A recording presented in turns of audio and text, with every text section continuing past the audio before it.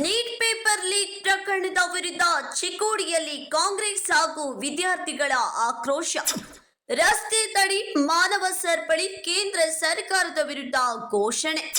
Neat ಪರೀಕ್ಷೆಯ ಪ್ರಶ್ನೆ ಪತ್ರಿಕೆ ಸೋರಿಕೆ ಪ್ರಕರಣ ಖಂಡಿಸಿ ಕೇಂದ್ರ ಸರ್ಕಾರದ ವಿರುದ್ಧ ಕಾಂಗ್ರೆಸ್ ಕಾರ್ಯಕರ್ತರು ಹಾಗೂ ವಿದ್ಯಾರ್ಥಿಗಳು ಚಿಕ್ಕೋಡಿಯಲ್ಲಿ ಪ್ರತಿಭಟನೆ ನಡೆಸಿದ್ರು. ಬೆಳಗಾವಿ ಜಿಲ್ಲೆಯ ಚಿಕ್ಕೋಡಿ ಪಟ್ಟಣದ ಬಸವೇಶ್ವರ ಸರ್ಕಲ್ನಲ್ಲಿ ರಸ್ತೆ ತಡೆ, ಮಾನವ ಸರಪಳಿ ನಿರ್ಮಿಸಿ ಆಕ್ರೋಶ ವ್ಯಕ್ತಪಡಿಸಿದ ಪ್ರತಿಭಟನಾಕಾರರು ಕೇಂದ್ರ ಶಿಕ್ಷಣ ಸಚಿವರ ರಾಜೀನಾಮೆಗೆ ಆಗ್ರಹಿಸಿದರು.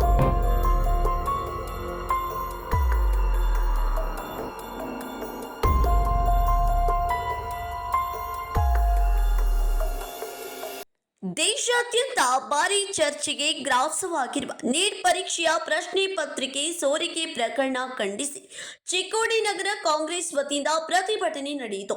ಬಸವೇಶ್ವರ ಸರ್ಕಲ್ನಲ್ಲಿ ಸೇರಿದ ಕಾಂಗ್ರೆಸ್ ಮುಖಂಡರು, ಕಾರ್ಯಕರ್ತರು ಹಾಗೂ ವಿದ್ಯಾರ್ಥಿಗಳು ಕೇಂದ್ರ ಸರ್ಕಾರದ ವಿರುದ್ಧ ಘೋಷಣೆ ಕೂಗಿ ಆಕ್ರೋಶ ವ್ಯಕ್ತಪಡಿಸಿದ್ರು. ಪ್ರಧಾನಮಂತ್ರಿ ನರೇಂದ್ರ ಮೋದಿ ನೇತೃತ್ವದ ಕೇಂದ್ರ ಸರ್ಕಾರದ ವಿರುದ್ಧ ಘೋಷಣೆಗಳನ್ನ ಕೂಗಿದ ಪ್ರತಿಭಟನಾಕಾರರು ಕೇಂದ್ರ ಶಿಕ್ಷಣ ಸಚಿವ ಧರ್ಮೇಂದ್ರ ಪ್ರಸಾದ್ ರಾಜೀನಾಮೆ ನೀಡಬೇಕೆಂದು ಒತ್ತಾಯಿಸಿದರು. ಜೊತೆಗೆ ನೀಟ್ ಪರೀಕ್ಷೆ ಅಕ್ರಮದ ಕುರಿತು ಪಾರದರ್ಶಕ ತನಿಖೆ ನಡೆಸಿ ತಪ್ಪಿತಸ್ಥರ ವಿರುದ್ಧ ಕಠಿಣ ಕ್ರಮ ಕೈಗೊಳ್ಳಬೇಕೆಂದು ಆಗ್ರಹಿಸಿದರು. ಚಿಕ್ಕೋಡಿಯಲ್ಲಿ ಎನ್ಎಸ್ಎಐ ಮತ್ತು ಜಿಲ್ಲಾ ಕಾಂಗ್ರೆಸ್ ಮತ್ತು ಯುವ ಕಾಂಗ್ರೆಸ್ ವತಿಯಿಂದ ಏನು ನೀಟ್ ಎಕ್ಸಾಮ್ ಅಕ್ರಮ ಒಂದು ಹೋರಾಟದಲ್ಲಿ ಇವತ್ತು ಏನು ವಿದ್ಯಾರ್ಥಿಗಳ ಮೇಲೆ ಲಾಠಿ ಪ್ರಹಾರ ನಡೆಸಿದಂಥ BJP ಸರ್ಕಾರದ ವಿರುದ್ಧ ಇವತ್ತು ಚಿಕ್ಕೋಡಿ ಸಂಸದರ ಕಚೇರಿಯಿಂದ ಇವತ್ತು ಚಿಕ್ಕೋಡಿ ಬಸವೇಶ್ವರ ಸರ್ಕಲ್ ವೃತ್ತದವರೆಗೆ ಸುಮಾರು ಸಾವಿರಾರು ವಿದ್ಯಾರ್ಥಿಗಳೊಂದಿಗೆ ಮೆರವಣಿಗೆ ಮುಖಾಂತರ ಇವತ್ತು BJP ಸರ್ಕಾರದ ವಿರುದ್ಧ ಪ್ರತಿಭಟನೆ ಮಾಡ್ತಾ ಇವತ್ತು ಬಸವೇಶ್ವರ ಸರ್ಕಲ್ನಲ್ಲಿ ಇವತ್ತು ಧರ್ಮೇಂದ್ರ ಪ್ರಧಾನ್ ರಾಜೀನಾಮೆ ಕೊಡಬೇಕು, ಈ ಧರ್ಮೇಂದ್ರ ಪ್ರಧಾನ್ ರಾಜೀನಾಮೆ ಕೊಡುವವರೆಗೂ ಕೂಡ ನಮ್ಮ ಈ ಹೋರಾಟ ನಿಲ್ಲದು ಅಂತಕ್ಕಂಥ ಒಂದು ನಿಲುವನ್ನು ಇಟ್ಟುಕೊಂಡು ಇವತ್ತು ತಹಶೀಲ್ದಾರ್ ಮುಖಾಂತರ ಇವತ್ತು ರಾಷ್ಟ್ರಪತಿ ಮತ್ತು ರಾಜ್ಯಪಾಲರಿಗೆ ಇವತ್ತು ಒಂದು ಎಲ್ಲ ಸಂಘಟನೆಗಳ ನೇತೃತ್ವದಲ್ಲಿ ಮತ್ತು ವಿದ್ಯಾರ್ಥಿ ಸಂಘಟನೆಗಳ ನೇತೃತ್ವದಲ್ಲಿ ಇವತ್ತು ನಾವು ಮನವಿಯನ್ನು ಸಲ್ಲಿಸಿದ್ದೇವೆ.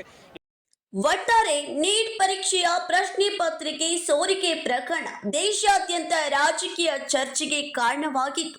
ಅದರ ಭಾಗವಾಗಿ ಚಿಕ್ಕೋಡಿಯಲ್ಲೂ ಕಾಂಗ್ರೆಸ್ ಪ್ರತಿಭಟನೆ ನಡೆಸಿದೆ. ಪ್ರತಿಭಟನಾಕಾರರು ತಮ್ಮ ಬೇಡಿಕೆಗಳನ್ನು ರಾಷ್ಟ್ರಪತಿಗಳಿಗೆ ಮನವಿ ಮೂಲಕ ಸಲ್ಲಿಸಿದ್ದು, ಈ ಕುರಿತು ಕೇಂದ್ರ ಸರ್ಕಾರದ ಪ್ರತಿಕ್ರಿಯೆ ಏನಿರಲಿದೆ ಎಂಬುದನ್ನು ಕಾದು ನೋಡಬೇಕಾಗಿದೆ. Bureau report UK19 news Chikkodi.